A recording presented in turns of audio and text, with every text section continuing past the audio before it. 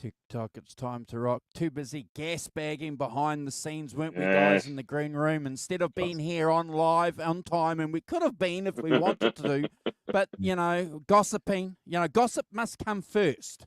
That's right, gossip. And we leave the gossip off the show. Isn't that great? Yeah, keep away from the gossip on this show. That's a very good idea. Look, it's not interesting gossip, folks, but if you do want to know what we gossip about, flick us a message and one of us may tell you what we gossip about. So I'm staying out of this, Goss. I'm staying out of it. Good to see you. Good to see the Rock Professor here on the #1 show on the channel. Brad, the backdoor man, the man that's been taking it easy after a 7-week trip, Brad.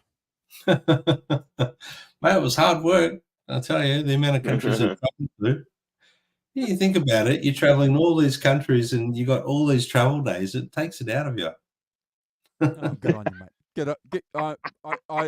I love hearing that, and why not? Because, you know, as you get older, Brad, you know, like the Rock Professor, as you get a little bit older, you know, you get to a stage in your life where you've got all this time.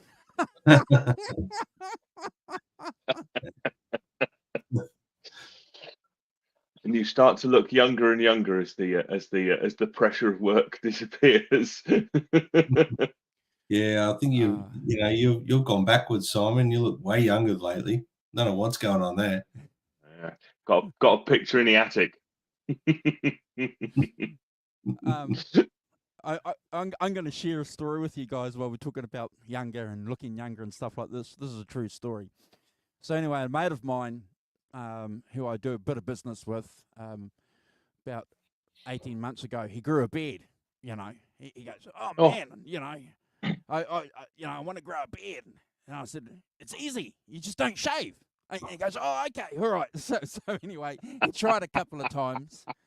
Anyway, he grew a beard, and I'd see him at least once a week. He'd come into work, you know, once a week, and I noticed about 6 weeks ago, I'm having a look at him, and I'm going, "What's going on? There's something different." I won't tell you his name because he watches the show, and it's bad enough him knowing that I'm talking about him anyway, so I'm going to get some shit from him. Anyway, and it's not Carl, too, by the way, guys. Oh. So I'm having a look at him. I'm going, "What's going on?" And then I finally clicked, you know, the second week that he came in after I said, "You're dyeing your fucking beard." And he goes, "Yes." Not dyeing it. There we are. Yeah. He's putting like this Grecian stuff because, you know, he's my age and his beard's, you know, he's a bit of a silver fox. But you know, he was coming in, it's like darker and darker and darker, and I'm going. I did this bloke at work. I'm going to name Miles Brown. He's called. So he's in his he's younger than me, but he was in his early 50s. And I said to him, I said, "You know, Miles, you've got suspiciously brown hair for a man of your age." He's like, mate, "What do you mean?" I can understand dudes dyeing their hair because I've got a couple of mates that have done that, you know. Back in our 30s, I had a couple of mates that went grey quite early, you know, and so they dyed their hair. I understand, but your beard? Come on.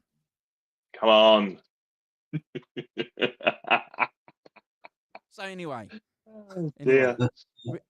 let's get this show on the road. Yes. Oh, we did a Van Halen show, guys, yesterday for a couple of hours. Want to do a special shout out to John Conklin for being humble and also being patient while we rescheduled that, guys, for about 3 or 4 weeks. We won't bore you with the details, but sometimes you just have to do that. And we had another guest on, a guy called Kyle Broughton, who has a great channel, Brad. He's got a wet dry wet setup, you know, and he shows videos of him searching for that wonderful balance, carnal knowledge tone, you know. Yeah. So, as you know, that's one of my favourite eras, if not the favourite era for me. So to have anyone talk about that was always going to be, oh, I got to hear this. Yeah. My ears prick up when anything comes that era. I'm like, oh, Yeah. what's going on here? I need to. So what I'll do during the course of this show, guys, I might just drop his channel in the link here, and if we can subscribe, because he's got a couple of hundred subscribers, and you guys know the story. When we get somebody on, the least we can do is share their social media accounts. That's one of the things that we always like to do. So if folks here in the chat, and the Rock Professor will be talking to you soon, if you guys can do that and let Kyle know that we sent you over. One other bit of news, guys, before I hand it over to Brad to talk about anything that he's got to talk about before we start the show. I just want to do a special little shout out. We did it yesterday, but I think we should do it, the three of us together. Tony, Fruitcake Tony, a friend of ours from Halenville, has retired his weekly Van Halen show. So he's going to be doing something a little bit similar to how we treat Van Halen Brad. You know, he's going to go on and do a show when some news becomes relevant, you know, or a topic becomes really interesting, Simon, you know, or a, gosh, God forbid, a release. Yeah. It makes total sense to me, Andrew. I mean, that's part of the reason why, you know, we have decided on our channel to not do weekly Van Halen show. It's just, you know, you really want to touch on new things, but there's not a lot of new stuff to talk about when it comes to Van Halen, is there? Really? You know, it's been spoken and discussed many times, you know. Well, you're right, bro. And we made that decision. If you guys aren't aware of the history of how we did the Van Halen thing on here, so we did the Van Halen tribute. That got a lot of views, and we got a lot of kind comments from people saying, hey, you guys did a really, really good show. And then we thought, Brad and I, what we'd do is we'd take the ranking, the tracks that we do on this part of the channel, and take that over to the Van Halen thing. And we did that, didn't we? So we ranked all the Van Halen tracks. I think we did that fortnightly. And Steve Anderson, Simon was on there with us at the start. And then we had Kurt. And then when we finished doing those albums, we kind of said, well, that's it, guys. Yeah. I mean, look, there's, you know, new stuff coming out here and there, and, you know, there's things to still talk about. Obviously, Van Halen's still a relevant topic, but to do a weekly show, I think it just keeps talking about the same thing. Maybe, you know, it's a bit hard to do that, guys. You know that if there's no real new content to talk about, I think it makes it a little bit difficult. Correct. You're repeating yourself, you know. 100%. And you know, we do that bad enough. We do that weekly when we rank the tracks, you know, in a different kind of way. We're culprits of it. You know, the blessing behind the ranking of the tracks is it can be on any band we like, though. That's the difference, you know, bit of variety. Correct. Yeah. And we love it. And that's a great format, Simon, that we discovered. And, you know, as far as I know from our research, we're still the only channel that, you know, ranks all the tracks on an album. Yeah. For better or worse. Yes, absolutely. Yes. Yeah. That's it. Yes. Brad, you got any news this week, brother, before we hand it over to the Rock Professor? Look, there's a birthday wish to my dad. Just happy birthday. Yeah, so it was his birthday yesterday. And birthday, Ken. Yeah, and Tony as well. Yes. Happy birthday. So yeah, it's yeah, happy birthday. That's all I can say. There's nothing else really for me to talk about, Andrew. Hand it over to you, Jeff. Rock Professor. Yeah. Well, just was it Mick Jagger's birthday this week? Oh, yeah. Yes. It was. So we should say happy birthday to Sir Michael Philip Jagger. We should. 20th of July. There we are. I did remember So yeah, happy birthday to Mick Jagger. Obviously, the Rolling Stones, one of the pillars of this show. So, Yeah. yeah, a mere 81. Hi. Yeah, bad news, Mick. It starts with an 8. And still rocking, so they're out there rocking, yeah, still doing it. And our old mate Richard Fox has been following them around North America. Yeah, you need to get him on, Mr. Walton, to recount his experiences of following the Stones around America. That would be great. I'd love to, and it's it's always good when we can. He's busy. He's got things to do too, and he knows that he has an open invitation, guys, to jump on. Like pay off his North American trip. Yeah. Oh, he's a wheeler dealer. Don't worry about that, mate. He's a wheeler dealer. Trust me. He knows what he's doing. But he has a permanent invite. And I was just talking with Carl and another friend of mine too over the last couple of days when we were talking about Mick Jagger's birthday, guys. We look at these guys in their 80s now rocking, and I don't have a problem with that. I honestly don't. One of my friends made a comment about Angus. Well, at what stage do you say Angus Young from AC/DC stop running around, with his SG and doing his duck walk and his Angus thing, with his grey hair and stuff like that? And I said, well, I'm the last person you should be asking about that, because I support the Rolling Stones out there, doing it to the day they die. So I can't say Angus stop doing it. At the end of the day, if you want to watch Angus do it, if you want to listen to AC/DC do it, that's fine. If you don't like it, Simon, if you don't want to watch it, simple. Yeah, you don't go, do you? That's the end of it. Yeah. No, I completely agree. What else are they going to do? Look, I think it's a really big part of keeping them young, I think, guys. You know what I mean? They continue to do music. Music keeps them ticking, keeps them alive, keeps them healthy. And we know there's a harmonic connection between health and music. And you see people with dementia in retirement homes, as soon as music happens, they start singing and like they were in their 30s and 40s. I've seen videos of that sort of stuff. Music keeps people young, alive, healthy, and all credit to them. I can't wait, bro. I can't wait to be 85 in a retirement home and they play, well, oh, sweet child of mine. Oh, yeah. I can't wait, bro. I think. Do you want a job in Guns N' Roses? Well, I'm going to grab that chick next to me. I might fly you over for a few gigs here and there with Appetite for Destruction, Andrew. Oh, I can't wait, bro. Yeah. That's why I always think, though, it's good when you see an artist like, say, for example, we discussed this when we were going through this record about Slash, like a change of direction in career, setting yourself up for, you don't have to play hard rock when you're in your 80s, and you can play blues, and you're still going to be relevant because you've got a following and people still love what you do. So it is what it is. But then again, seeing Paul McCartney when he was like, 81? I think he's 81 when I saw him.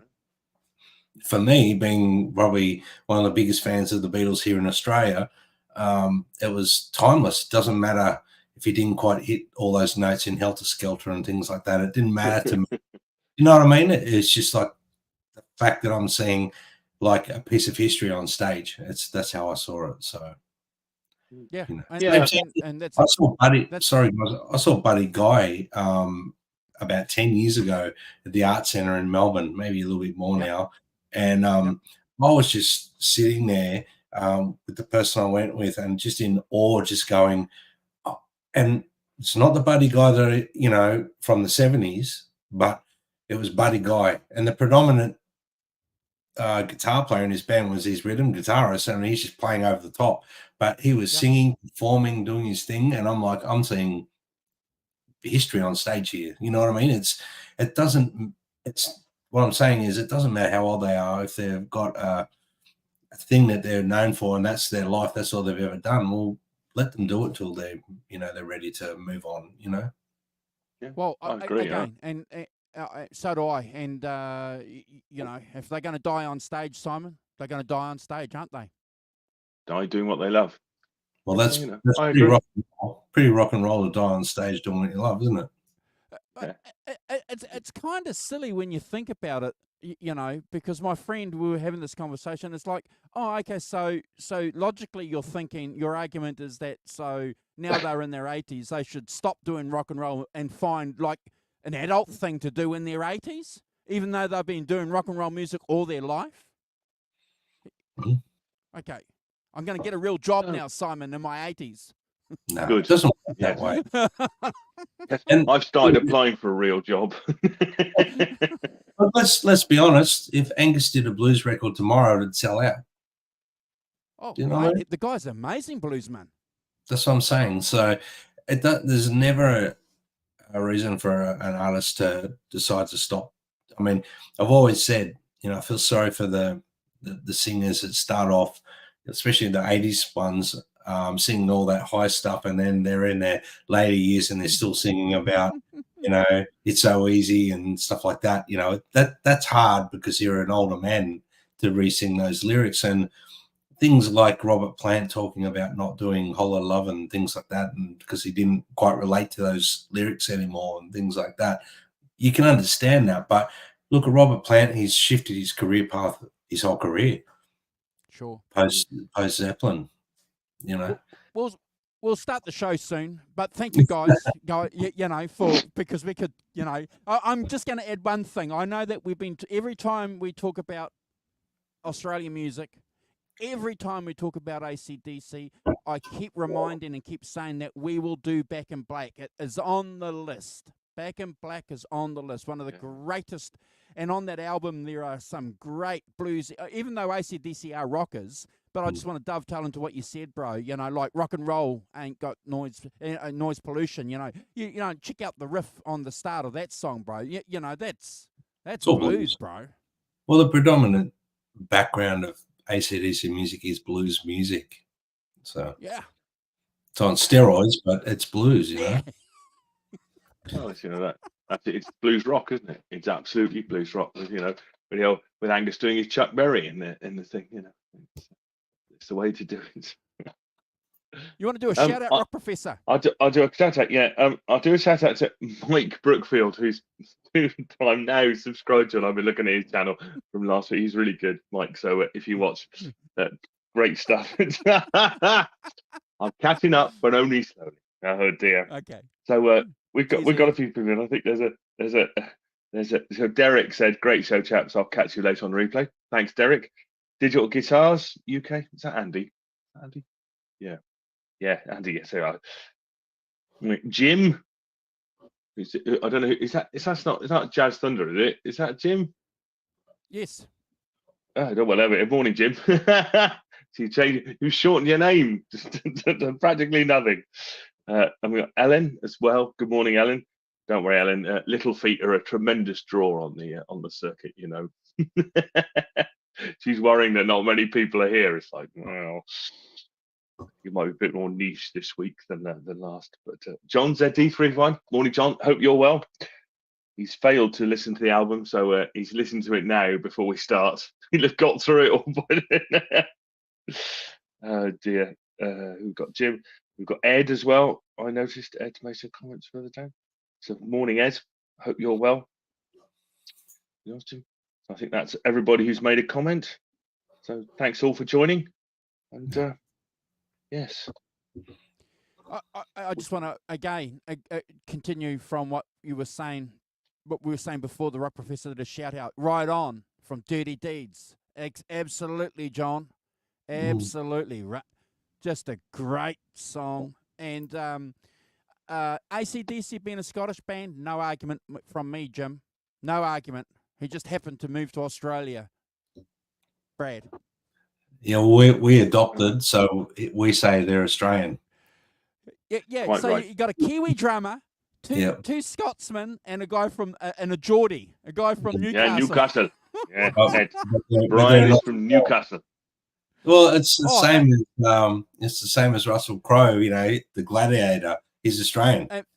No, he's not. Oh, Bon Scott was the Aussie. Don't forget Bon. Bon Scott was the real Aussie. So, yeah, love you, Bon. The real Aussie. Yeah. Love you, Bon. Yeah. Oh, dear. Bon. Fantastic. Right. So, anyway, enough of this nonsense. Shall we start? Let's do it. Let's do it. Okay, so this week we are doing this album, Little Feat Dixie Chicken. Now, I understand completely that Little Feat are a niche thing, but they do they're right in our wheelhouse in terms of their influences and in terms of what they do, like American blues, funk stuff that they do. And their first album is more bluesy and stuff, but on this album they got more into the sort of the New Orleans funk and bit of swamp rock and stuff, and so they broaden their influences out. So just for people who don't know, I just got a brief history of so they're formed in 1969 with the guitarist, lead vocalist and guitarist Lowell George, keyboardist Bill Payne, drummer Richie Hayward, and bassist Roy Estrada in Los Angeles. And this album has them plus bassist Kenny Gradney, who and Paul Barrere. So they sort of swapped around a bit, but so Lowell George met Bill Payne when Lowell George was a member of Frank Zappa's Mothers of Invention, and Frank. The story goes that actually nice stories. Actually, that one story is that Lowell George showed Zappa his song "Willin'," which is a classic Little Feat song, and that Zappa fired him from Mothers of Invention because he felt George was too talented to merely be a member of his band, and told him he ought to go away and form his own. The second version has Zappa firing him for playing a 15-minute solo with his amp off, which is quite funny. But so they went away and formed Little Feat from doing that. But Zappa helped. He helped them get a recording contract with Warner Brothers, so it didn't clearly wasn't too much of a nasty breakup. So, and they made a few albums in the 70s, and they're all worth checking out. These are the first. I've got this little package. I've got some in the cover, and that's the first one. I don't know which order they're in. Maybe that one. So that's Sailing Shoes. Please Don't Fail Me Now. It's a great kind of more rock and roll. The last record album. So they're definitely worth checking out if you like Dixie Chicken.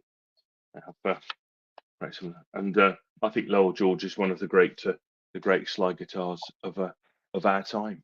Of his time anyway, and died tragically young, age 34, I think that was when he died.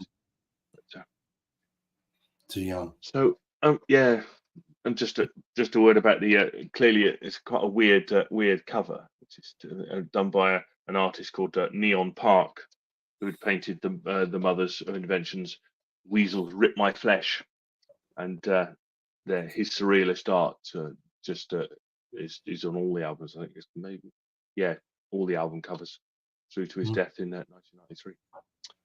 So anyway, so Dixie Chicken, third album, it's their third, and released in 1973, Warner Brothers. As we said, the artwork is by the illustrator Neon Park, and is a reference to the line from the album's third song, "Roll 'Em Easy," which we'll get to.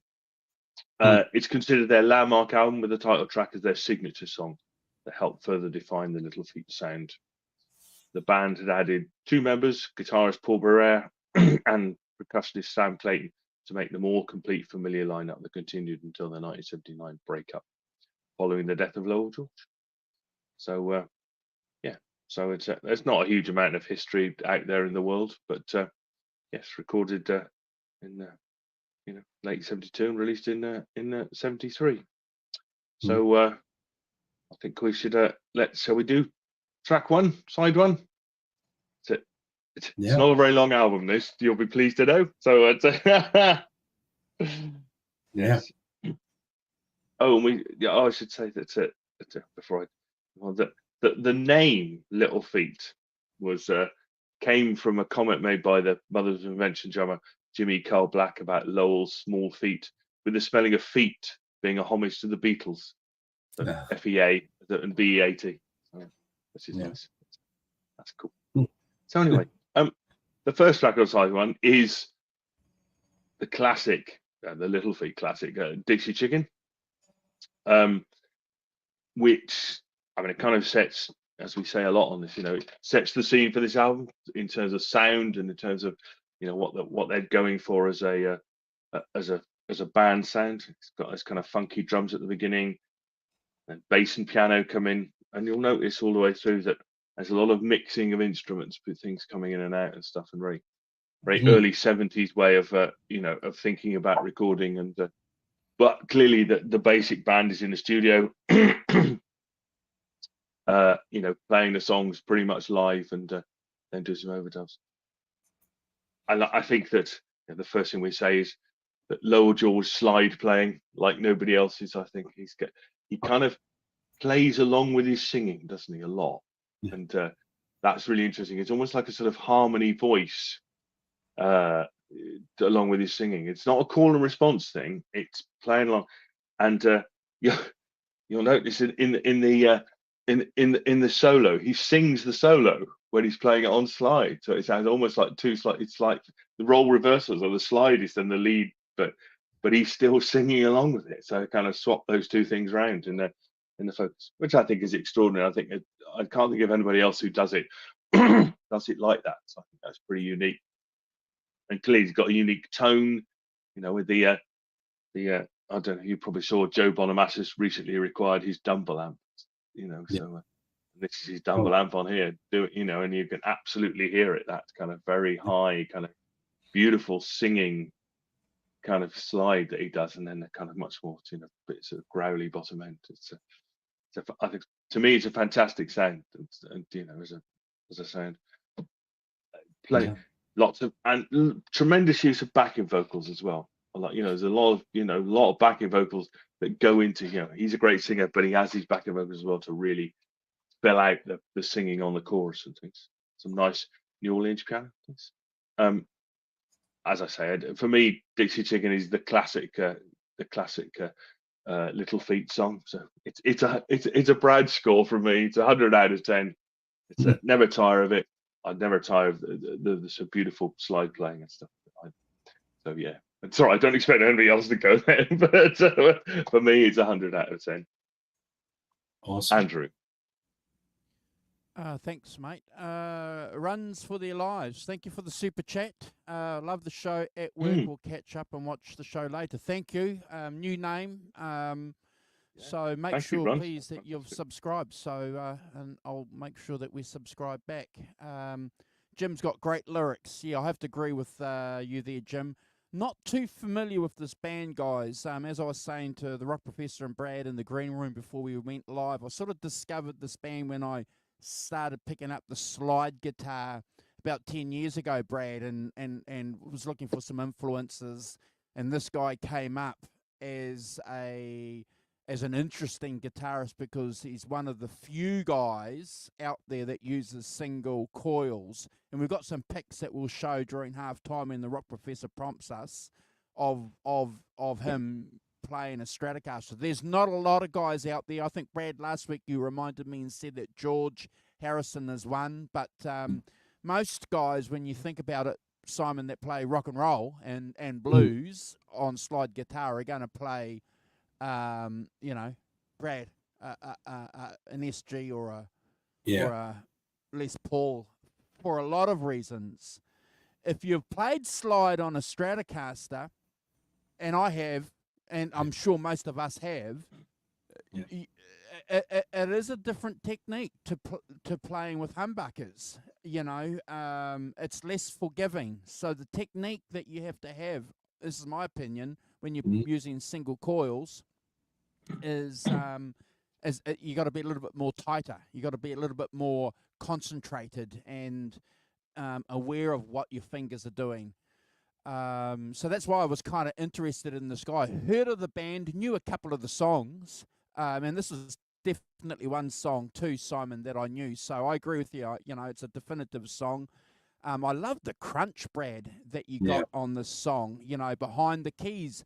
You know, we all love that boogie woogie keys, don't we? You know, we love it. And when you hear that being on the first track of an album, and we've been doing this for a while now, you know that you're going to get a little bit more of this. If it's predominant on the first track, it's going to be okay, clear, and that's never a scary proposition for me. It's just an incredible track. Love the keys, love the guitar tone and that crunch on this song. I hate to use that term, but I think we have to.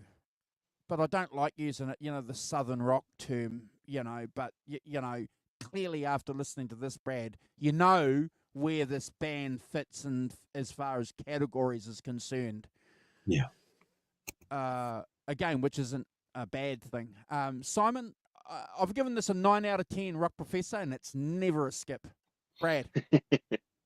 Wow. Well, you two gentlemen have summed this one up. Simon, great album choice. I'm not too familiar with this record. I have heard it maybe 10, 15 years ago, a long time ago. It's not that I didn't like it. It's just flown under the radar for a long time. So great to give it another spin, I guess, is what I'm getting at.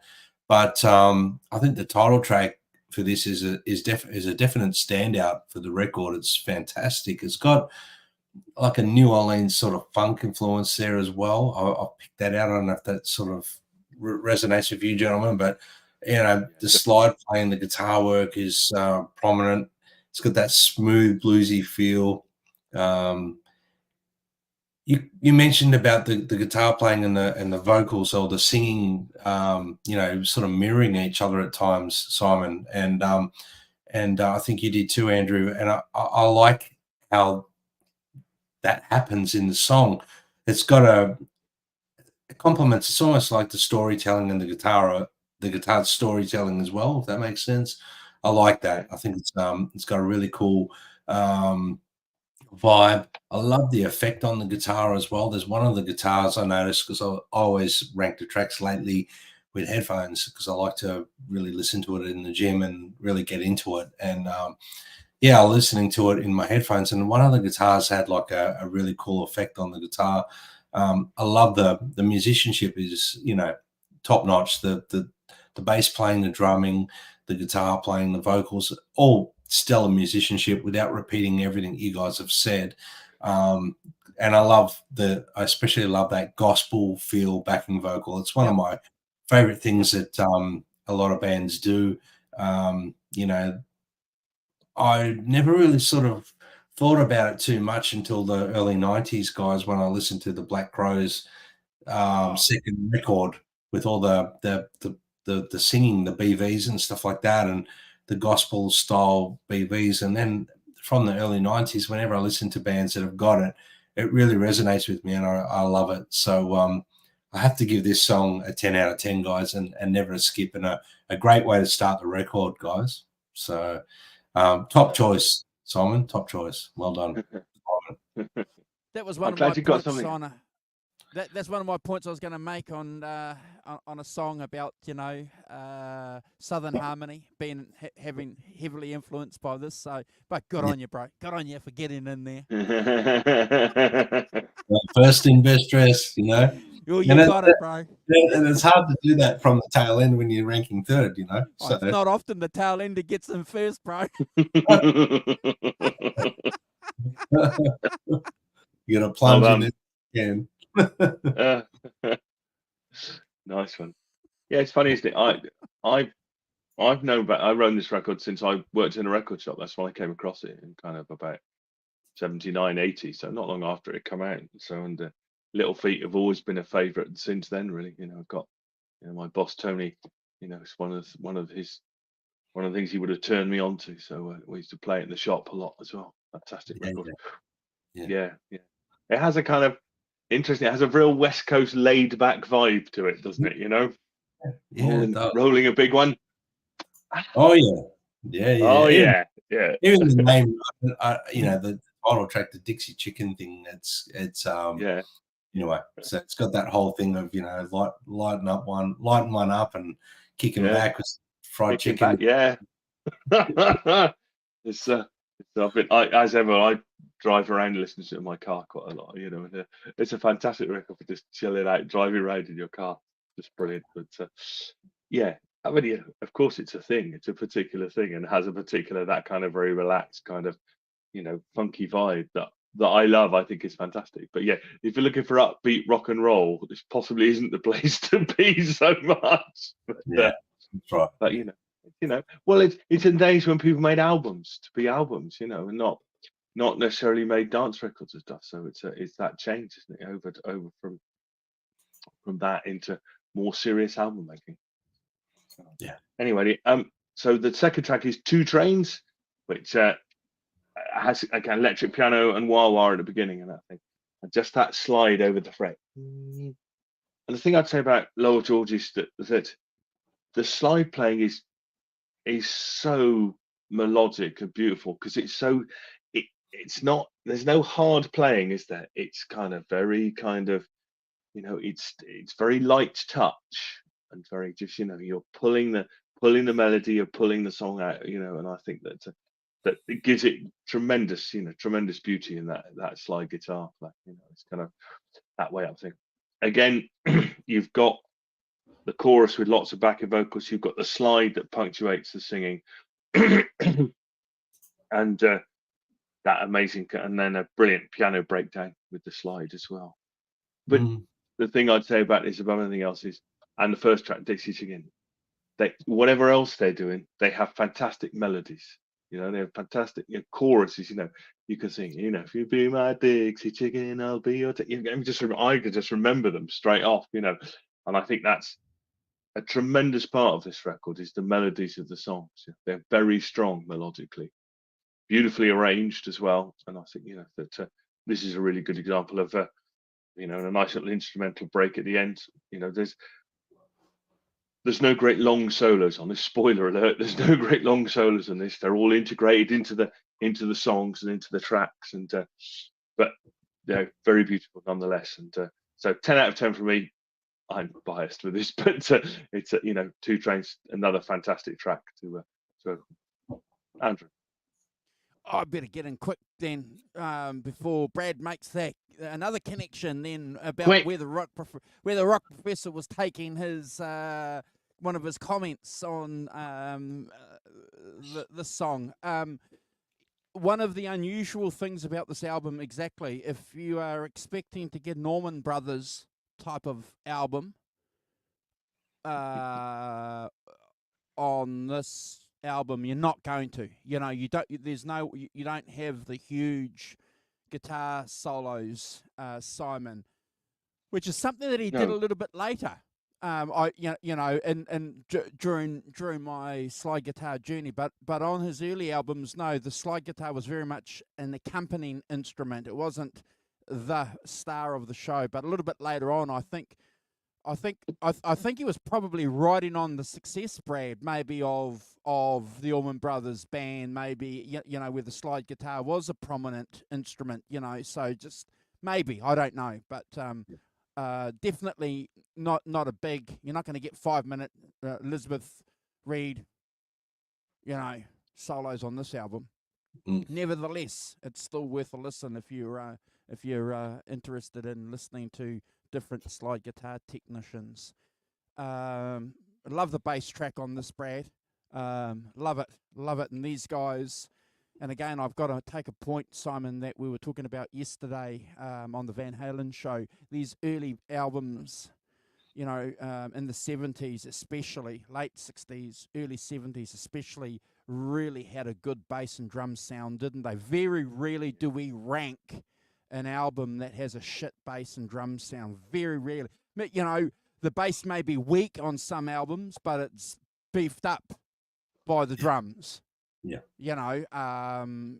Very rarely. And again, this is a tribute to, and I was sort of feeding off this album into that show, doing preparation, that this is just fantastic production. all the ingredients that you would expect from the early 70s to be prominent in this mix on this album, and it's on this track especially. The backing vocals, again, this is where I have to tag on to what our brother Brad said. You know, it's yeah, remember that band Rock Prof by that guy? You mean Primal Scream? Primal Primal Scream? Scream, yeah, Primal Scream, clearly, and as Brad said, you know, the Black Crows, again from the early 90s, dovetail seamlessly, bro, into this tradition, and it's like, wow, Yeah. you know, I love it. You can see where the influence is. Go and check this album out if you haven't checked it out, if you know these other bands, because these bands have been clearly listening to this stuff.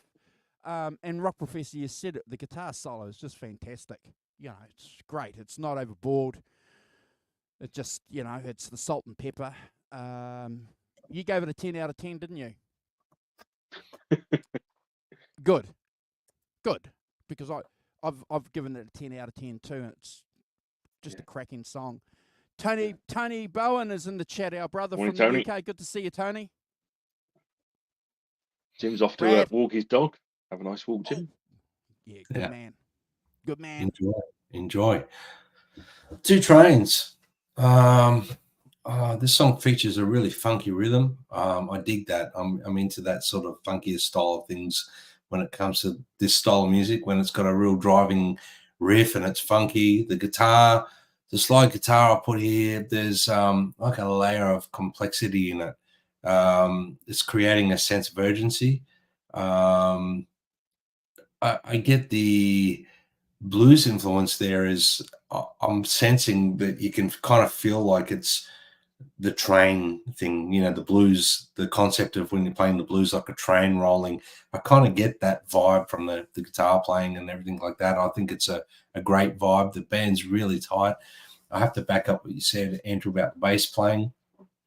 Some great bass playing there. Overall, it's just a really cool song. Great BVs. I can hear this band obviously would have influenced a lot of the bands that we're all into that came out in the, you know, the 70s, 80s, 90s.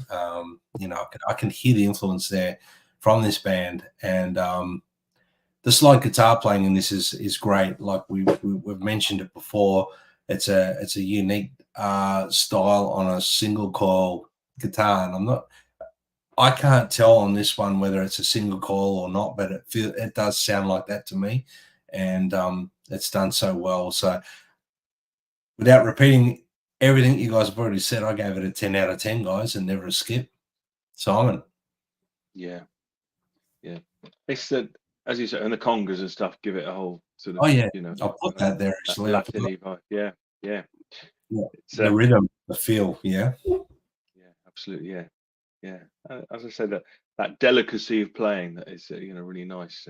You know, it's not blasting into it. You know, you get the old slide on the old humbuckers. You know, you know, and I mean, that's brilliant. You know, there's nothing wrong with that at all. But this is a different take on it. I think, you know, take it into a more kind of melodic place, which I think is fantastic.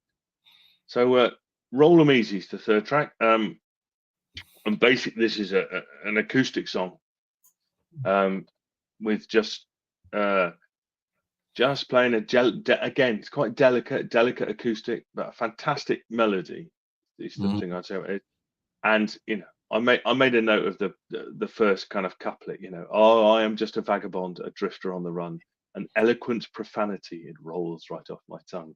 Now, anybody who's using the phrase eloquent profanity is, you know, that's just a beautiful phrase. You know, beautiful 2-word phrase. It's just, you know, and I, you know, when I hear lyrics like that, my ears always prick up.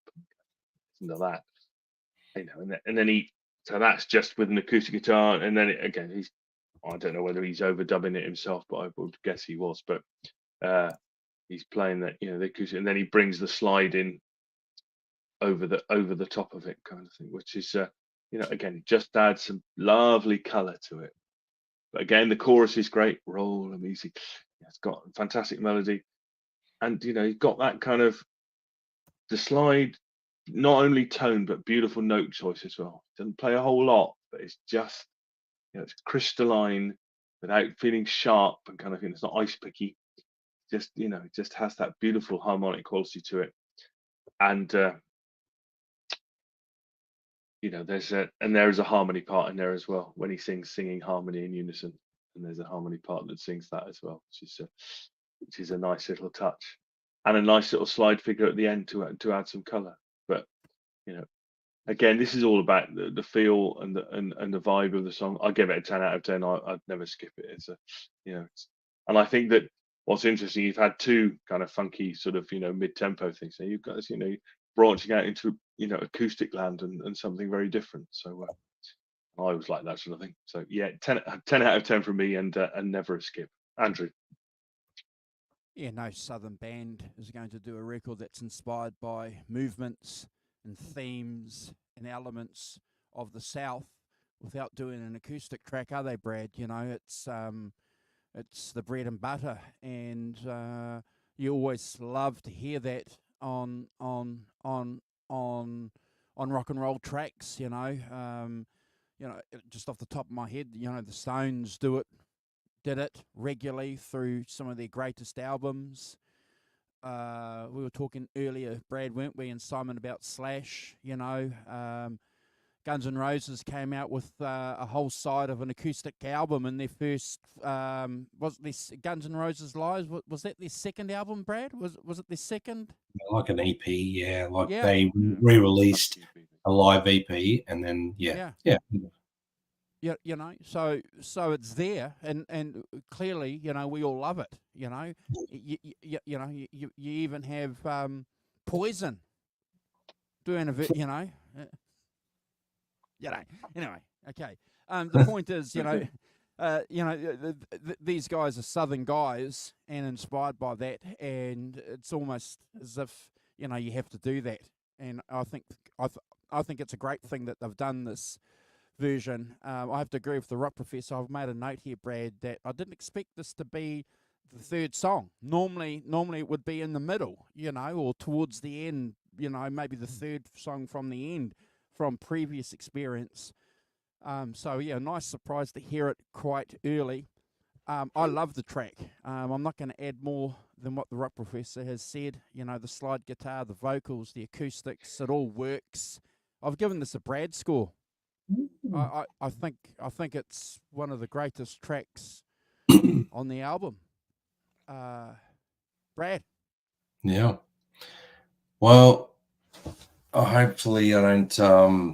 You guys don't diss me for this one. I think it's Roll 'Em Up Easy. It's got that softer acoustic-driven sort of sound. I'll put here. Obviously, that gentle finger picking by Lowell George.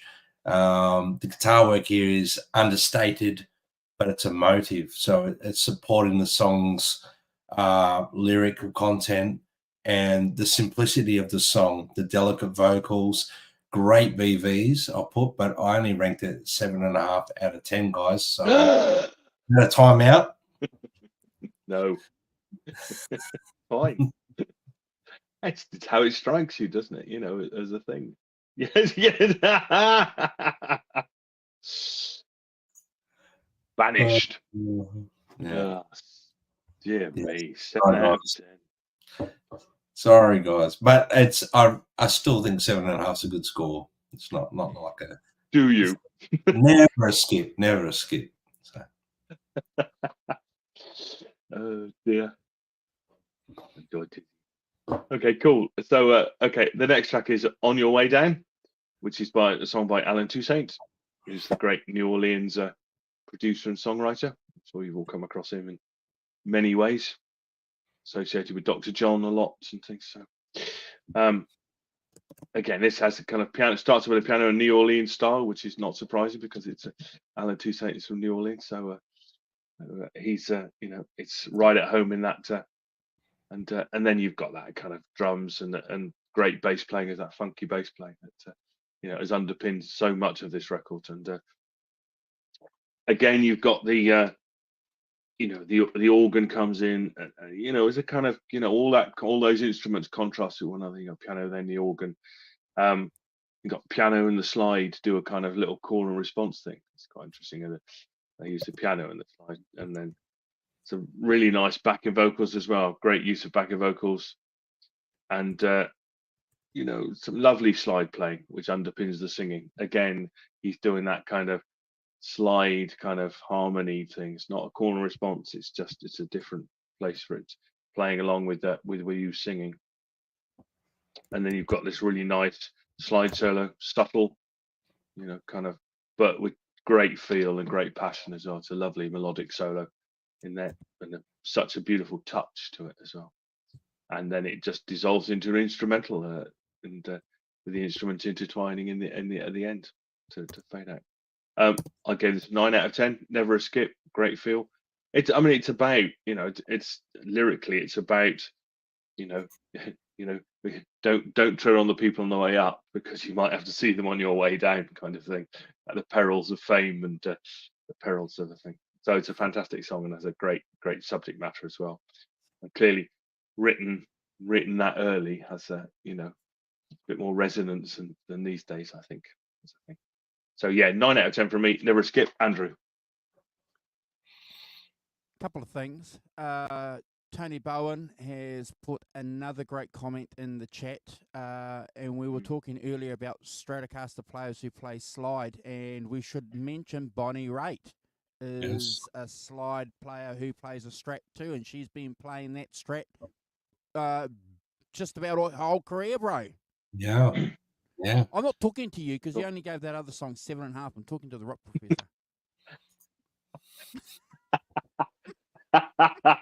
Not talking to you. 7.5, eh? We'll be talking to him in the green room afterwards about that. Expect to get away with that. Do you see that? He's smiling. He thought that he'd smile his way out of it, eh? Yeah. See. Yeah, it doesn't work. Put on the here. charm. No. Doesn't work here, mate. Look at him, mate. Oh dear. What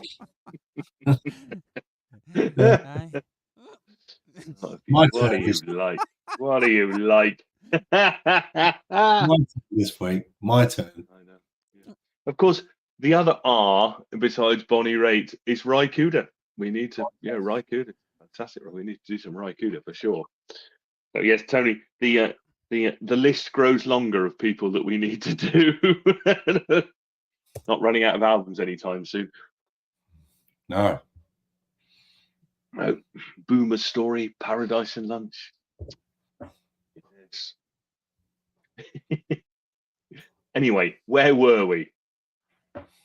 Mr. Walton is a. Fool yourself. Is that what we're ranking? No, we're on your way down. On your way down. Oh, sorry. Hold on. On your way down. Oh, yeah. Sorry, I was on the other page.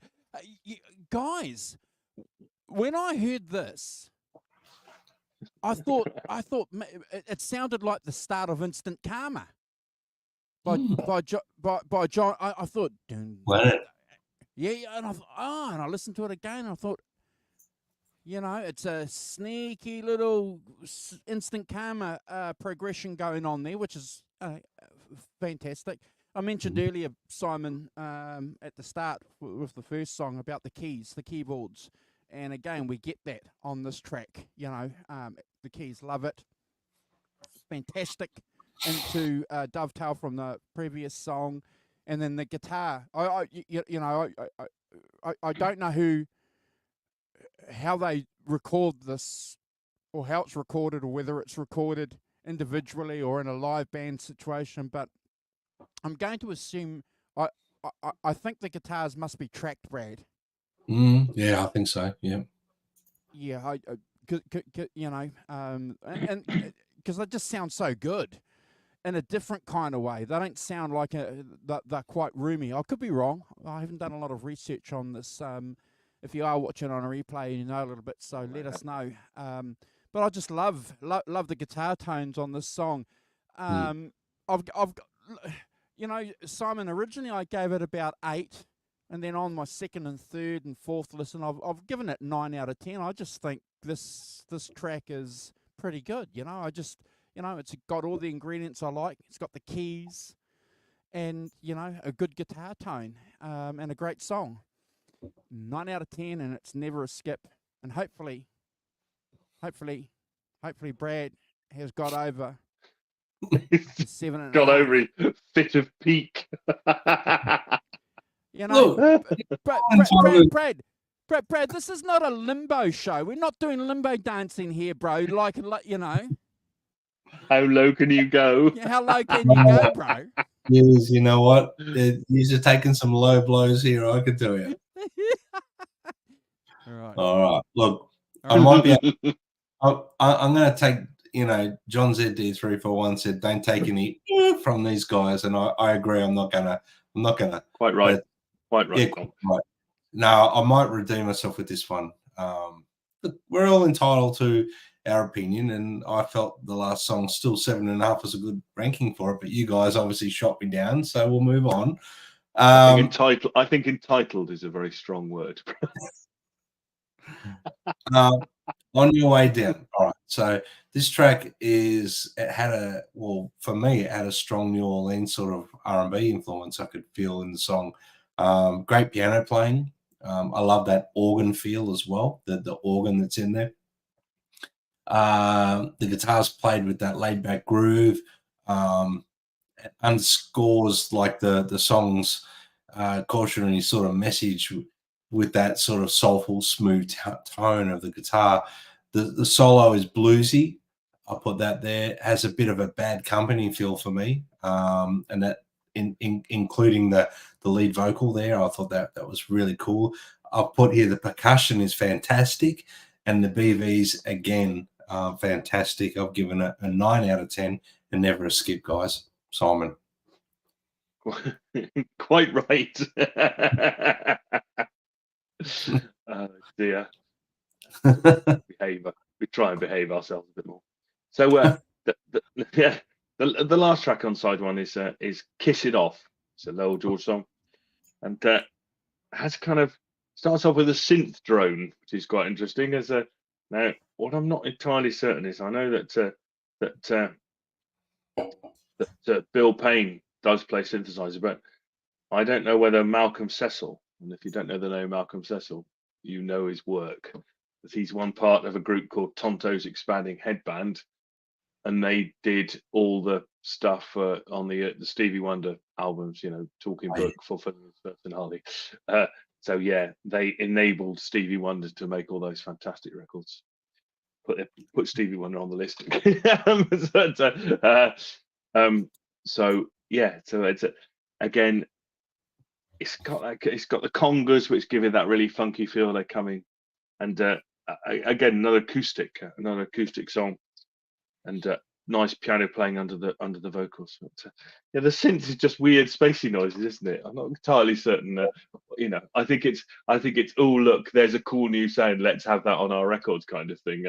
More than I think it actually really fits in with what Little Feat actually do. But I can understand that. It's the fun of it, isn't it? Even if it these days it sounds a bit dated, maybe. But I like the multi-track vocals. I think they're again that they know how to build up a multi-track vocal performance, and the slide again unpinning the singing, but by playing the harmony sort of thing, and some tremendous soulful, heartfelt singing as well by Lowell George, which I think is great. So I that kind of deep drone thing that's fine. I give it 8 out of 10. As I say, I think the synth noises are a bit slightly superfluous, and looking back from 50 odd years or whatever it is to it. But still, I wouldn't skip it. It's fun. 8 out of 10 from me. Andrew. Yeah, I didn't know what it was, Simon, and it kind of gave me like a Blaze of Glory by Bon Jovi kind of feel when I heard this song. I thought, 10 years earlier,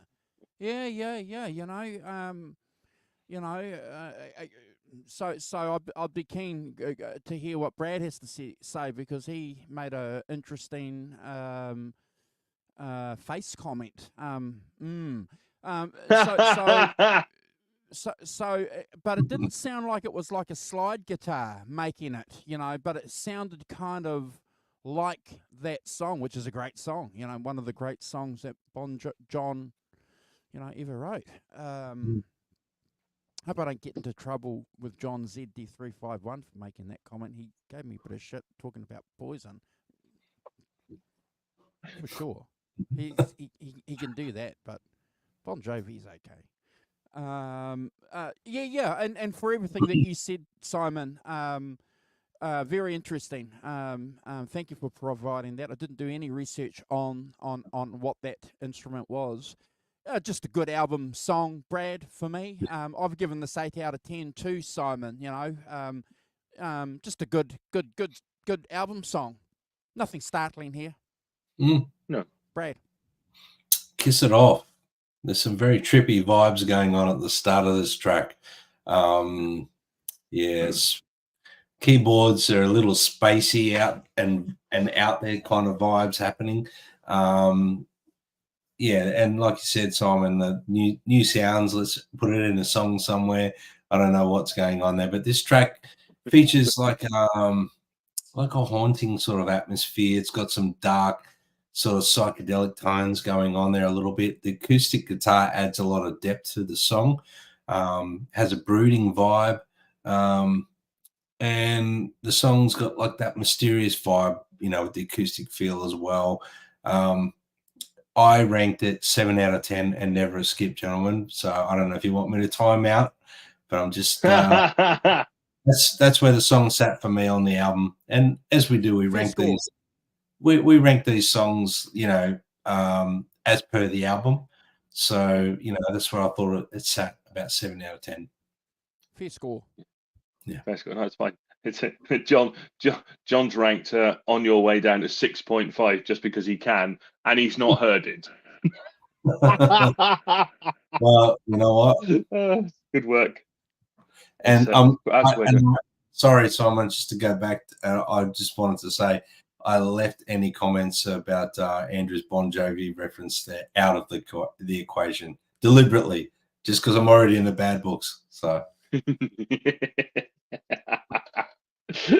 And good morning to Gret Zeppelin, who's back from a crab bake. Quite sure what that means. Can I just jump in? If you guys haven't seen the Bon Jovi documentary, there's 3 or 4 of them on Netflix. Go and check it out. If you're interested in how bands operate and histories of bands and some background on some, on at least 2 great rock and roll albums, go and check it out. It's phenomenal. Phenomenal what the band did and what John Bon Jovi as a band leader did. Yeah. Thanks, guys. Yeah, cool. Sorry, Simon. No worries. I was going to say that we're at the end of side 1, so I think picks are in order. Picks. I have cool. Failed. Give me a second. Haven't got a lot. So these are the album cover. Here we go. Neon parts. Do you know what this album cover reminds me of? All No. these young guys that I see, in business and after hours and stuff like that, and girls included, they seem to have tattoos like this. Okay, yep. I get it. Interesting. Yeah. You could imagine Brian Setzer, say, from, a rockabilly dude having this kind of tattoo. Yeah. I know, like the old rock and roll sort of vibe, but they got that little bit more old school feel to them. Yeah. So that's Little Feat. That's taken from 73. So we like to incorporate at least a couple of photos, guys, of the band from the album that we rank, because some of these bands have a lot of personnel changes. But as we were saying before, this is Lyle playing his Stratocaster with his slide. Yeah. Another pick there, Very cool. guys. There he goes. That's the double. Lowell with his slide, and that's the Dumble there. And we've got a pick that we'll show shortly, but that's the one that Bonamassa picked up. And I also thought I'd take the opportunity to highlight that Peterson tuner, the strobe tuner there, Brad, you know, which was a really, really expensive piece of kit back in the day. And it is today now, isn't it? And it was one that a lot of these guys used at the time because the accuracy, Simon, that tuner had, you know, it was up. It was it could tune guitars to cents, Brad. You know, 2 cents, 3 cents, 4 cents off a note. Yes. No, that's right. That's interesting. Yeah, I didn't. That's the early Peterson tuner, is it? Yeah. Mr. Garber is a big fan of those. He is, yeah. I bet it doesn't come in quite that big a box these days. I think. Sorry, bro. Yeah, it's okay. Go, Andrew. No, when I see photos of this, bro, you know, I know Jimmy Page in the late 60s and early 70s. There's photos of Jimmy Page using one of these as well. So, you know, and Eddie Van Halen. So, you know, though anyone apparently that's using these are very serious, apparently, when it comes to tuning their guitars, bro. Yes, 100%. You just hit the nail on the head there, Andrew. They were very serious about their tuning and making sure they were, you know, where the guitar sat right with their tuning, because sometimes standard tuning 440, whatever they call it, isn't quite accurate for the guitar because of the intonation and stuff, which is a little bit over the top of my head, to be honest with you. I'm just a player. Me too. No, you're not a player. Yeah. So that's the band there, and I have to point out this fact too, guys. You know, there's African Americans, there's black dudes in this band. You know, so a little bit again like the Allman Brothers. We mentioned that Brad and Simon at the start of the show. You know that these guys are in that category of southern rock that we hate to use, but it's a term sometimes we have to use. So these guys were an integrated band. You know, a couple of years after it was paved. The way was paved by, you know, the band like the Allman Brothers. Yes. You know, so hats off to these guys too, because clearly they were picking musicians, Simon. Musicianship first. John's asking whether there's a guy called Juan Epstein up the back. I don't recognise the name, John, and I don't think he was. I don't think he was ever in Little Feat. So 1, 2, 3, 4, 6. So one assumes that that's one of the guys is, you know, either one of the 6 people in the band. So I don't reckon. Who's Juan Epstein? Wouldn't have a clue. That's an interesting capo. Is that a capo, or has he put a strap on that or something? I can't work that out. It's on about the third. It's one of those strap capos, bro, that has like a piece of plastic on it. Okay. Yeah. Very interesting. And that's in the late 70s. That's about 4 years after this album came out. Oh, okay. Finger picking. He's a finger picker slider. Yeah. Yeah. Fair enough. But this is when he's ripping into it, when he's you know, doing huge, you know. Apparently, I did read one thing though, that when they were live, they, you know, did long solos. That, you know, their set was a little bit different from the album, Brad. You can imagine when you listen to this music that they would have stretched some of this out live. 100%. You got it, bro. Yeah. Got it. And the last pick, guys, is Mr. Bonamassa there. With that amp that we highlighted there, with my crude little red circle. Yes. Yeah, look at that. And there's a clip of him playing through it, isn't there? On he took it to Norman's Rare Guitars, didn't he? Norman's Rare Guitar Instagram, if you're interested. After the show, go check it out. It's pretty cool. Bloody cool. It's on their YouTube channel as well, Brad. So, yes. Yeah, but fantastic. Yes, I think, you know, and there's also a really, there's a good You can find it. There's an interesting interview with Lowell George. I think it's like a press conference, and he's explaining how he plays this kind of two-fingered slide thing that he does. Oh, okay. Oh, Juan Epstein. Okay, he was Welcome Back Cotter. How's it? Yes. Yeah. Okay. Sorry, John. Yeah. Oh, We just Way John, ahead. we just John didn't quite. Travolta's mate. We missed Yeah. it. We missed it. You know. see how good we are at being trolled. I rubbish. Yeah, the ability to be trolled, 2 out of 10. Must try harder. Yes. Yeah. No, you Dear. got it. Sorry, John. Yeah, that's him. That's him, bro. Yeah, you got it. Anyway, Simon, Rock Professor. And we'll say thanks to Tony. Have a good day, Tony, and yeah, we'll see you soon. Have a lovely Cheers, day. Tony. Take Thanks care. for the support. Thanks Yeah. for the support, bro. You've been giving us lately. It means a lot to us. Thanks for joining our family here. Thank you. Oh, knobs on that SG. Anyway, so roaming off to side 2. We have first track of side 2 is "Fool Yourself." It's a Fred Tackett song. It's Fred Tackett is like he's like a guitar and mandolin player. An additional, must be a friend of theirs. So it starts off with that kind of funky drumming, slightly off kilter, kind of offbeat, kind of drum bit, and then joined by electric piano and acoustic with the vocals.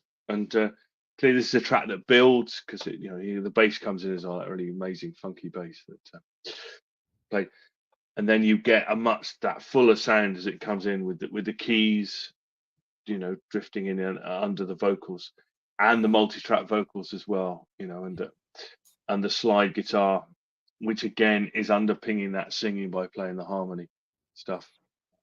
It's amazing. It's got soul. I think is is the other word that I'd use on it. It's got quite a funky thing. It's a bit sort of Stevie Wonder-ish, that electric piano thing at the beginning. It's kind of got that Stevie Wonder vibe.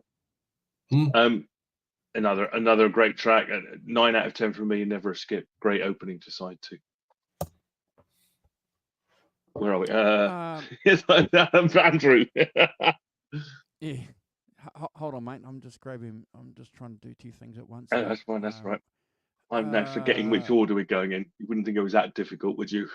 3, 2 other people. Fool yourself. Look, I've got a note here. It's just a cruisy song, it's something that I'm not surprised that they began side 2 with this kind of song. Cool vocals, and the percussion, Brad, on this track is just fantastic. It's got everything that you want. Not a killer start to side 2, but I'm happy with it. And again, we're not sort of pointed in any kind of weird directions with this track. Can't give it anything more than an 8 out of 10, guys. But it's a good start for for side 2. Brad. Yeah, I sort of had a similar vibe to you, Andrew, on this one. I'll put here, it's a relaxed, easygoing vibe song. The guitar work here is melodic, very straightforward, but meaningfully straightforward for the song. It complements the song's message, is basically what I'm saying. Staying true to the strumming, the clean, crisp tone. It's got some nice layering guitar overdubs, great sing-along vibes on the vocals, and I thought it was a great song to start side 2 with, and I gave it an 8 out of 10, gents. Similar to you, Andrew. Fantastic. Simon. Fair enough. Yeah, fair enough. I think that's absolutely fine. So the next track is "Walking All Night." So this is like first departure from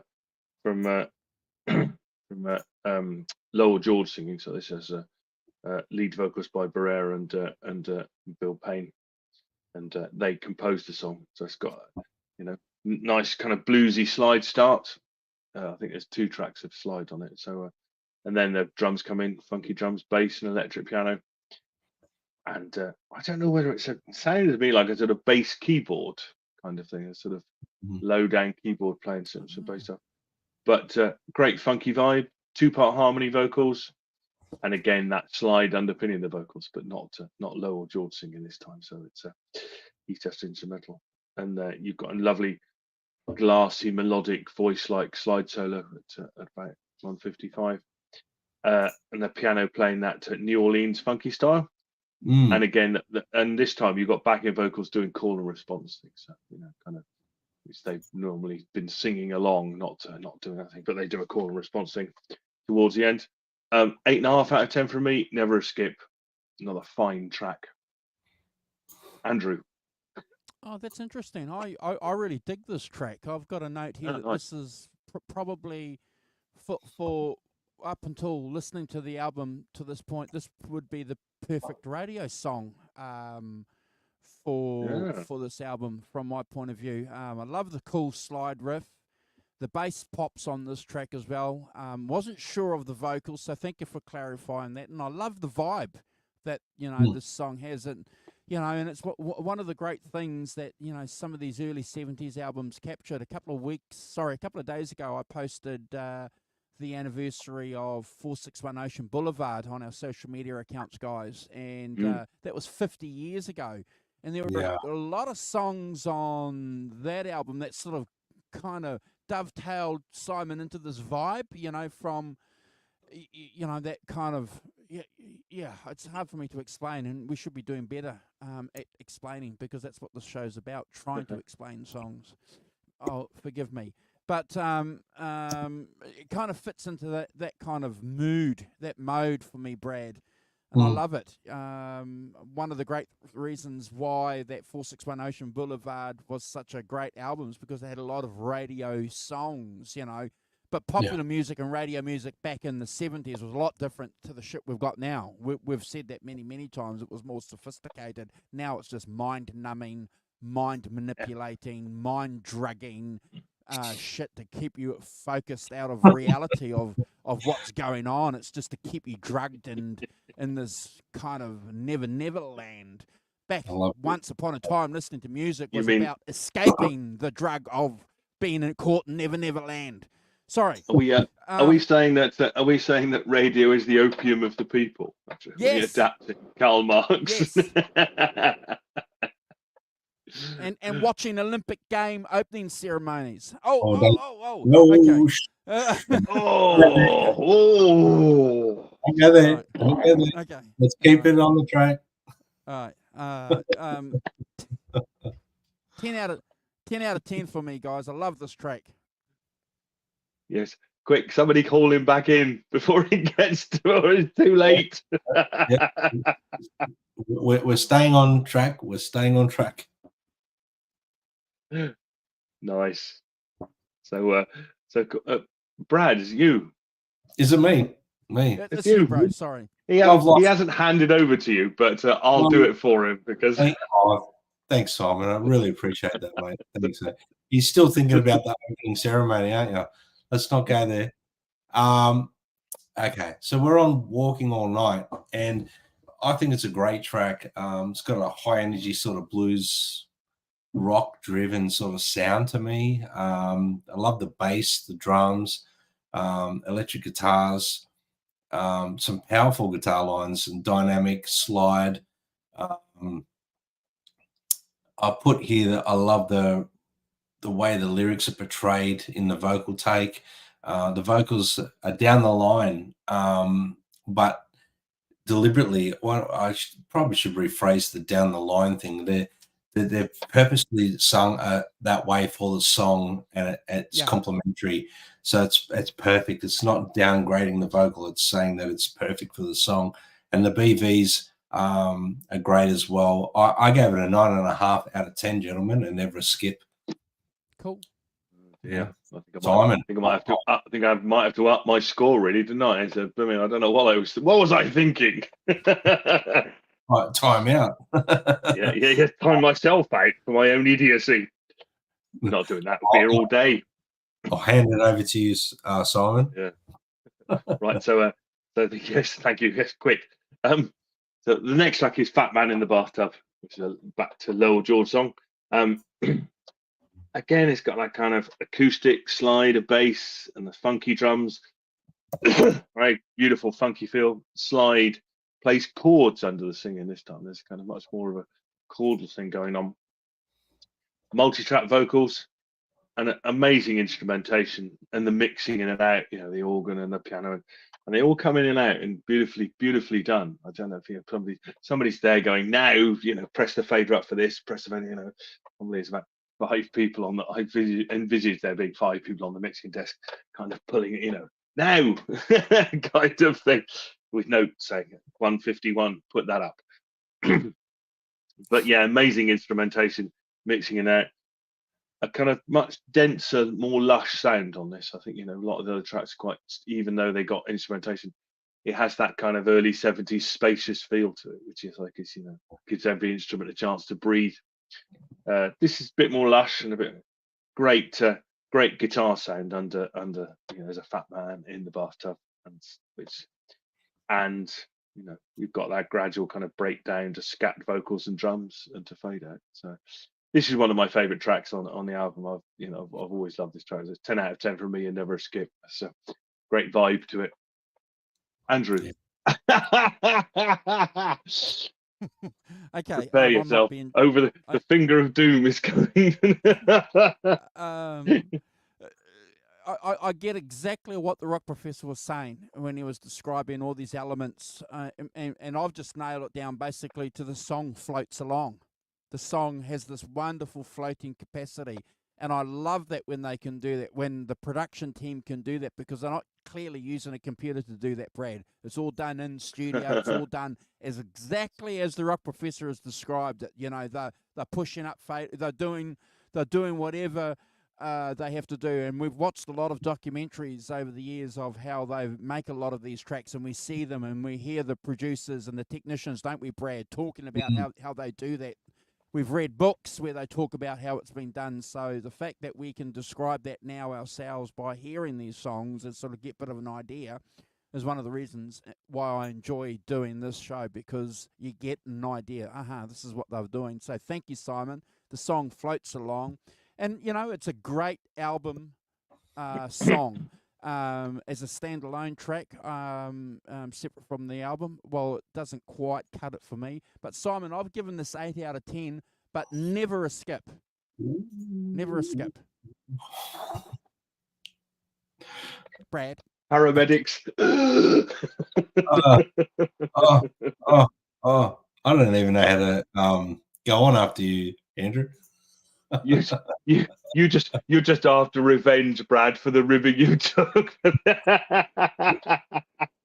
well, you know, I'm gonna say anything. Fat Man in a Bathtub. I think it's one of the standout tracks on the album. It's got, I like to call it like a funky syncopated sort of guitar playing in the track with the vocal. It's iconic the way it's done. The guitar work is very playful. You know, there's a colorful imagery in this song that's going on. There's got that sort of character scene thing going on. Great vocals, great backing vocals again. I know I keep saying that, but I really dig the way they do backing vocals on this record. The bass and drums sit perfectly well. Personally, I would have liked to have heard the drums a little bit louder in the mix, but that's not against the song at all.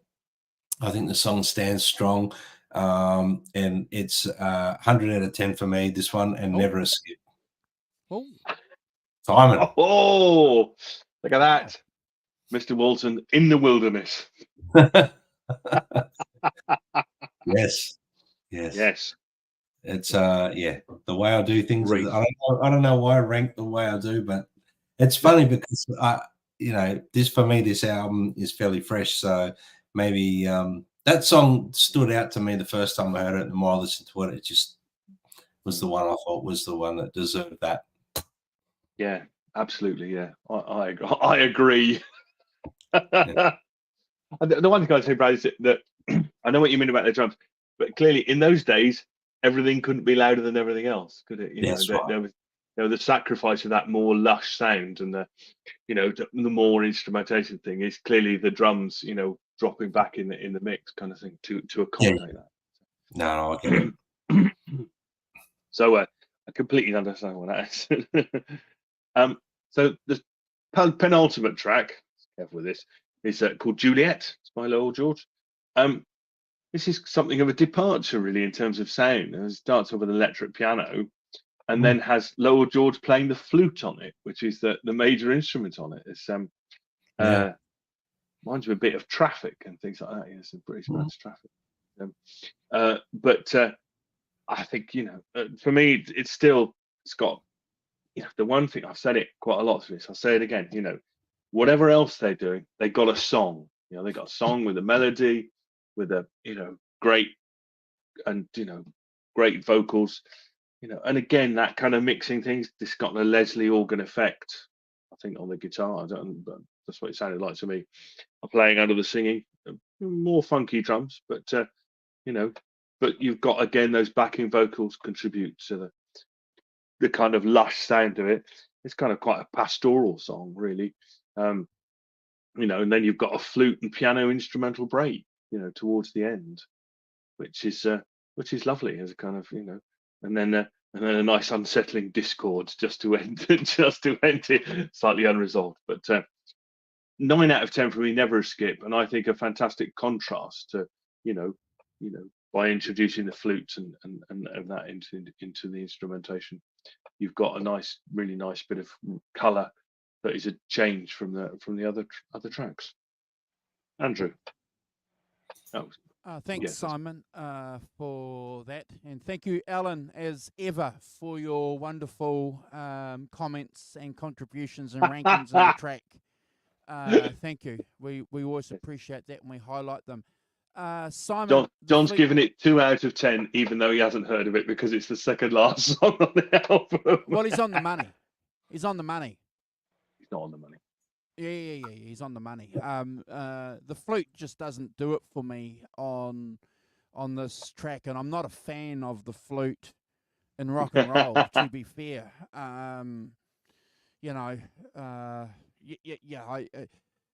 sometimes it works, Brad, and sometimes it doesn't. There are some songs, Led Zeppelin made it work, Aqualung, was Just right. Ian Anderson. He made it work, and you said, Simon, Blind Faith and Traffic, Traffic, made it work too. Just doesn't work for me on this album after listening to all these songs, and I get to this song, Brad, and it's like,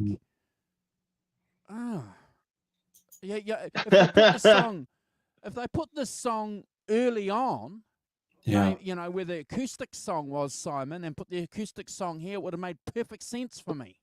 No, I get it. But to listen to all these great songs up into this song, and I'm talking about the tonal variation. It's just, it just doesn't work for me. I've given it 7 out of 10. Which I think is pretty good score. But would I skip it, Simon? No, it's not a skippable song. But it's just, well, it's not a doesn't favourite. work. Yeah, for sure. That just doesn't work for me. Where it is. So I'll be interested to hear what the Backdoor Man has to say. But it's never a skip. 7 out of 10, Brad. Well, for me, I'll put here the flute adds some color, but that doesn't mean that it's a fantastic instrument on the song. But it's definitely it's got a heartfelt feel to it. Definitely adds that bit of color. Soft keyboard intro, I like that. The guitar here is very expressive, emotional, bluesy licks, and a great vocal. BVs, drums and bass are tight. There's nothing too standout on this song for me. I originally gave it a skip, but I gave it a 6 out of 10, and sometimes a skip, gentlemen. I hope I can time myself back if you guys are up for that. But no, we've had enough timing out for 1 week. No, Ed, I mean, I think that's fair. I think that one of the things to say about it, this is made in the era when, in the words of the great Tom Petty, the future was wide open. You could do anything you wanted on a record. You could have, weird synthesizer sounds, on the last track on side one, and you can have a flute, and you can have a song that, songs that accommodate all of those things, because there was, because then when you're making an album in 1972, it's everything is everything is up for grabs. There's nobody saying, oh, I think you need to have one of these songs or whatever. And I think the things, there's no onus on you to have an homogeneous sound where the song, you have, where the songs are very much in a linear style or whatever. You can do whatever you want, and and I think that's that's a product of the early 70s as well. I mean, we with John, we ranked Born to Run, which has got Meeting Across the River on it, which is just horns and trumpets and things, and not and piano. Has got no guitars on it, no, so it's a completely kind of instrumental wise a completely left field track. I think this is less of a left field track, but I think that in its defense, that's what they were doing those days. Let's go and play some flute on it. All right then. All I've got to say, Simon, is it's been a very long time since I've agreed with your second last song theory. I don't agree with my second last song theory, but I really liked it anyway. But I'm not. But I understand. No, it's fine. It's absolutely fine. You have to take them as you find them and score them truthfully to yourself, and that's otherwise that's no good, is it? Sort of thing. Anyway, the last track is Lafayette Railroad, which is a Lowell George, Bill Payne instrumental.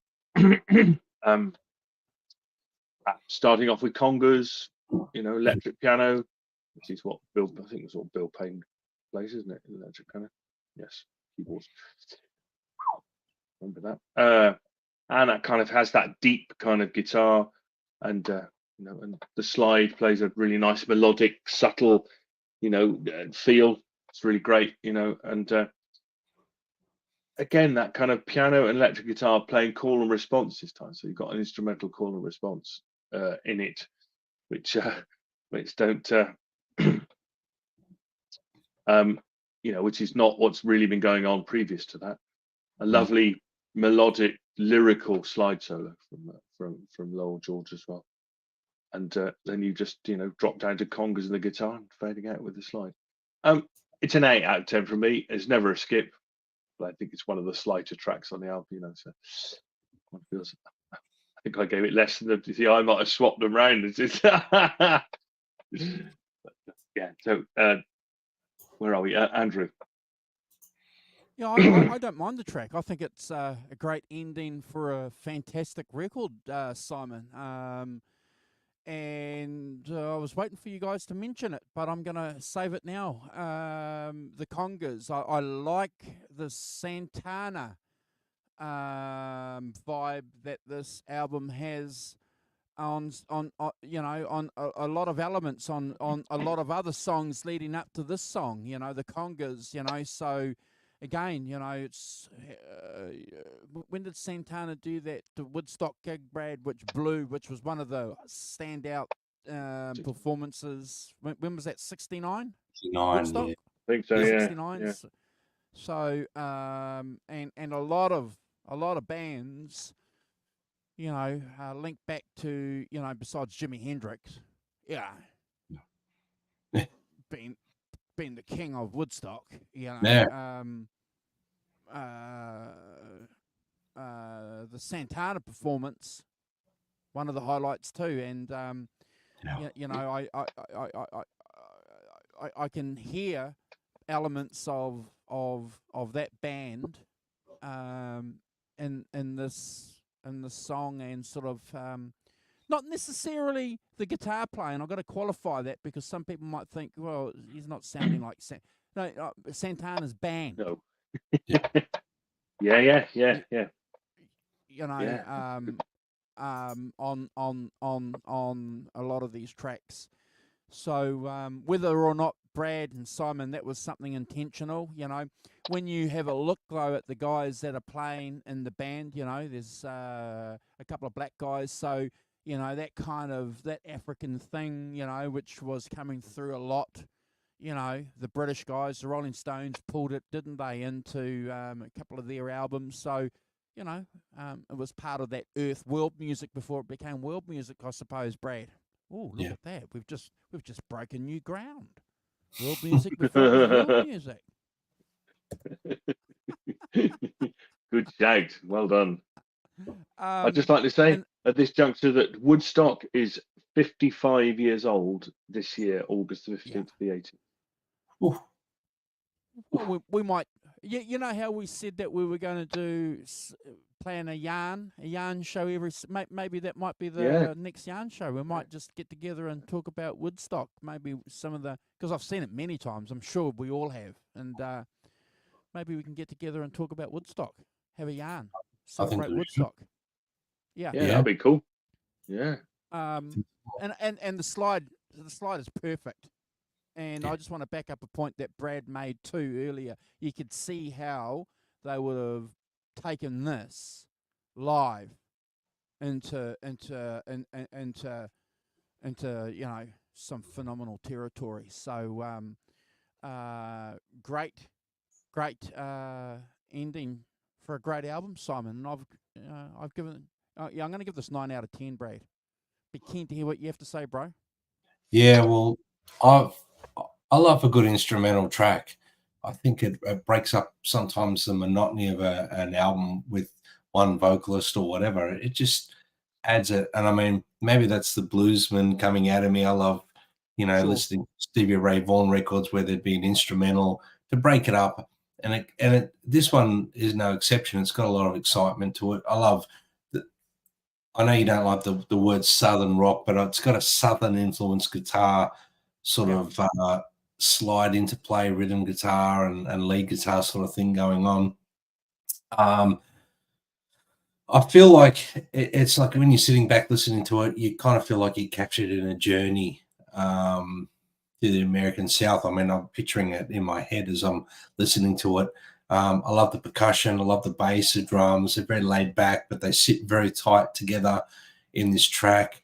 There's a lot of elements of this song I really, really dig. And, without repeating everything you guys have already said, I think it's a great closing song for the album. And I've always loved, instrumental tracks when they're the last track on an album. So I think it deservingly needs to get a 9 out of 10 and never a skip, guys. And, I just want to say the guitar elements on each track on this record, they blend that rock, blues, funk, country sort of feel a lot of the time. It's timeless and, there's some fantastic guitar playing on this record. So, yeah, I thoroughly enjoyed it. Simon. Fantastic. Well, thank you very much. It's as I say, clearly, it's Little Feat have been up there for me for a long time, and I'm pleased that you really enjoyed it. It's a particular thing. It does, it's kind of quite laid back, vibey thing. I think, Brad, to take up your point, I think it's more New Orleans Southern rock than it is it's not Leonard Skinner Southern rock. No, To no, me, no. it isn't. It's not. No, it's kind of more that New Orleans funky vibe to it. That's Yeah, that's what I mean. It's John, he says his journey wasn't Southern rock. Thanks, John. But I think that to introduce that into that kind of West Coast laid back thing is a really interesting melding of two particular styles. And as I say, the other albums are not quite so funky, a bit more bluesy rock. Yeah. So maybe we'll do one of the other ones at some point. But Yeah. I think they're a really important band, and I think that they have their own unique style, and Lowell George is a fantastic slide player. Out there on his own kind of thing, got his own sound and does it beautifully. And their ability to make albums that have subtlety, depth, and dynamic depth to them is it's a tribute to having two guitars, keyboards, bass, drums, and great singers, but an understanding of that, that's what you can do. And so I think it's a great record, and I think it stands the test of time. Still sounds. Yeah, Awesome. great pick. Cool. Wasteland. I don't know anything about Radiohead other than the radio song. So, thank you for the question. And respectfully, we're not going to answer it because, well, yeah, I don't know the answers. So, and it's just a little bit out of our wheelhouse. So, yeah.